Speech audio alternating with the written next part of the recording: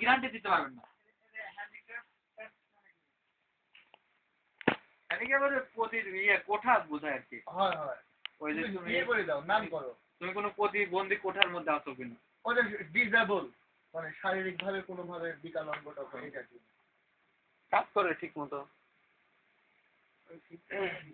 এখন দেখো এই জিনিসগুলো হচ্ছে নামাজ কবুল হওয়ার শর্ত আছে এরকম হারাম খাওয়া এগুলো খাওয়া যাবে কিছু জিনিস আছে এগুলো খিলাফ না হলে তো নামাজ হবে না এদিক দিয়ে একটু রিস্ক একটা ইয়ে থাকে কিন্তু আর এক দিক দিয়ে আবার দেখো আর এক দিক দিয়ে সুবিধা আছে তোমার সোয়াব কিন্তু কোনোদিন একটাও মাইনাস হবে মানে নেকি যেগুলো তোমার আমলনামায় যেটা লেখা গেছে এটা মাইনাস হবে পাপ কিন্তু হাজার মোচন করা যায় পাপ মোচন করা যায় আমরা ক্ষমার মাধ্যমে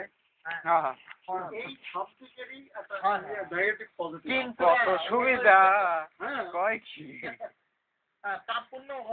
তার মানে যে না 10-15টা করলে তখন ভালো হয়ে গেলে ওই আগের জন্য গেলে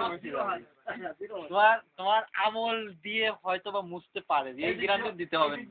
না ভালো হয়ে গেলাম আজকে থেকে আর কোনোদিন জেনা করব বলে এই নিয়ত করে যতদিন জেনা করলাম না একটা মনে তো আশা থাকবে যে এখনো করি নাই কিন্তু তোমার গ্যারান্টি দাও হ্যাঁ যে কোনো সিচুয়েশন আমার পক্ষে দাও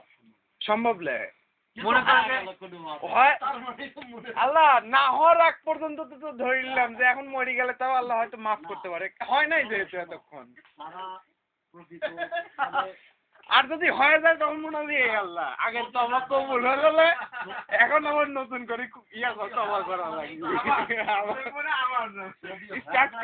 আমার প্রতি ওই বিশ্বাস আমার আর এইরকম থাকা মানে তোমার ওই আগের গুলোর পাপ কখনো না মোচন হবে না আবার ঘটবে